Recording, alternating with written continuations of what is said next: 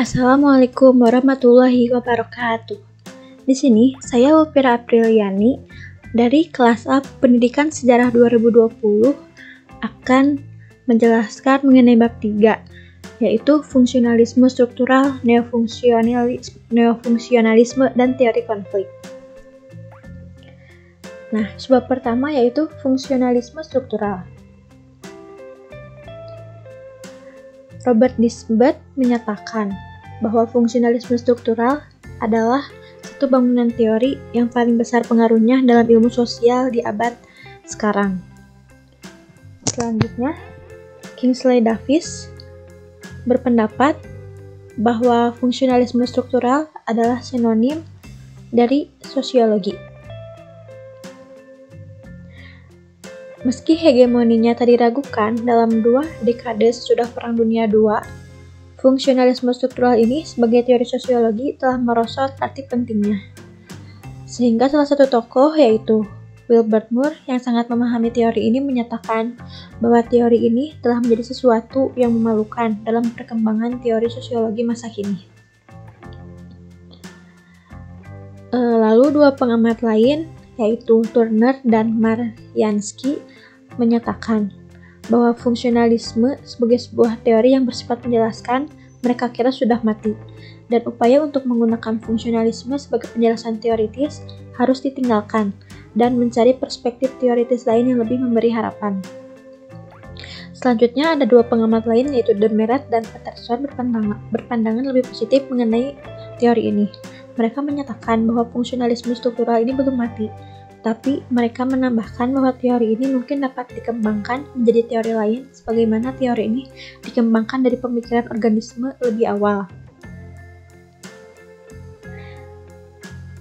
Nah, dalam fungsionalisme struktural, istilah struktural dan fungsional tidak selalu perlu dihubungkan, meski keduanya biasanya dihubungkan. Nah, kita dapat mempelajari struktur masyarakat tanpa memperhatikan fungsinya atau akibatnya terhadap struktur lain. Begitu pula, kita dapat meneliti fungsi berbagai proses sosial yang mungkin tidak mempunyai struktur. Nah, ciri utama pendekatan fungsionalisme struktural ini memperhatikan kedua unsur tadi, yaitu struktural dan fungsional.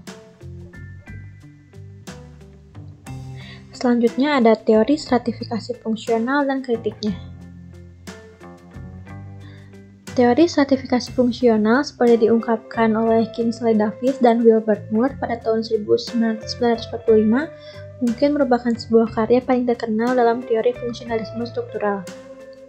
Davis dan Moore menjelaskan bahwa mereka menganggap stratifikasi sosial sebagai fenomena universal dan penting. Mereka menyatakan bahwa tak ada masyarakat yang tidak terstratifikasi atau sama sekali tanpa kelas. Menurut pandangan mereka ini, stratifikasi adalah keharusan fungsional, sehingga semua masyarakat memerlukan sistem seperti ini, dan keperluan ini menyebabkan adanya sistem stratifikasi.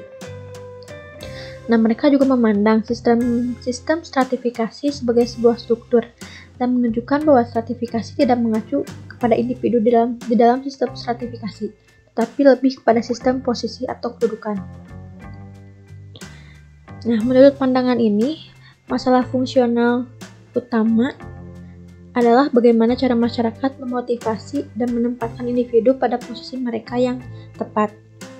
Dalam sistem stratifikasi ini, sehingga ada menjadi 2 masalah. Yang pertama itu, bagaimana cara masyarakat menanamkan kepada individu yang tepat itu keinginan untuk mengisi posisi tertentu, dan yang kedua, setelah individu berada pada posisi yang tepat itu, lalu bagaimana cara masyarakat menanamkan keinginan kepada mereka untuk memenuhi persyaratan posisi mereka. Nah, sehingga untuk penempatan sosial yang tepat dalam masyarakat ini menjadi masalah karena 3 alasan mendasar. Yang pertama yaitu posisi tertentu lebih menyenangkan untuk diduduki ketimbang posisi yang lain. Kedua, posisi tertentu lebih penting untuk menjaga kelangsungan hidup masyarakat ketimbang posisi yang lain. Dan ketiga, posisi sosial yang berbeda memerlukan bakat dan kemampuan yang berbeda pula. Nah, meski masalah di atas tadi dapat diterapkan pada seluruh posisi sosial, Davis dan Moore memusatkan perhatian pada posisi yang fungsinya lebih penting dalam masyarakat, sehingga posisi yang tinggi tingkatannya dalam sistem stratifikasi dianggap kurang menyenangkan untuk diduduki, tetapi lebih penting untuk kelangsungan hidup masyarakat dan memerlukan bakat dan kemampuan terbaik.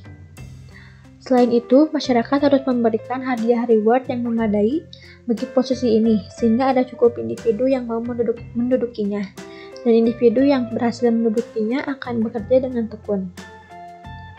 Nah, Davis dan Moore ini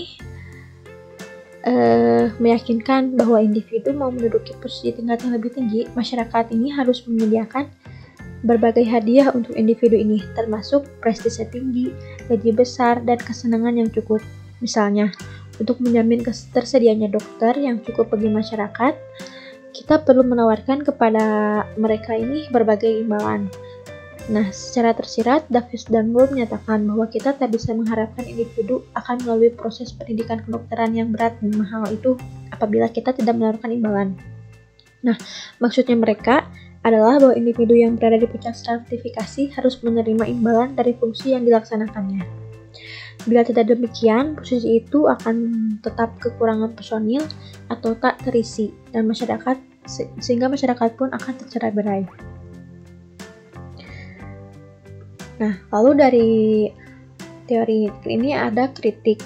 Nah, di bawah ini kritik teori stratifikasi struktural fungsional.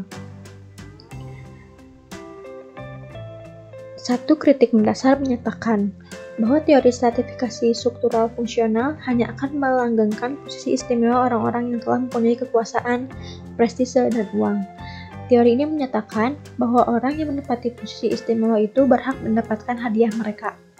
Imbalan seperti itu perlu diberikan kepada mereka demi kebaikan masyarakat. Selanjutnya, teori fungsionalisme juga dapat dikritik karena anggapannya bahwa karena struktur sosial yang terstratifikasi itu sudah ada sejak masa lalu, maka ia tentu akan terus ada di masa datang. Padahal ada kemungkinan bahwa masyarakat di masa depan akan ditata menurut cara lain tanpa stratifikasi. Sekian dari penjelasan saya. Maaf bila ada salah kata. Wassalamualaikum warahmatullahi wabarakatuh.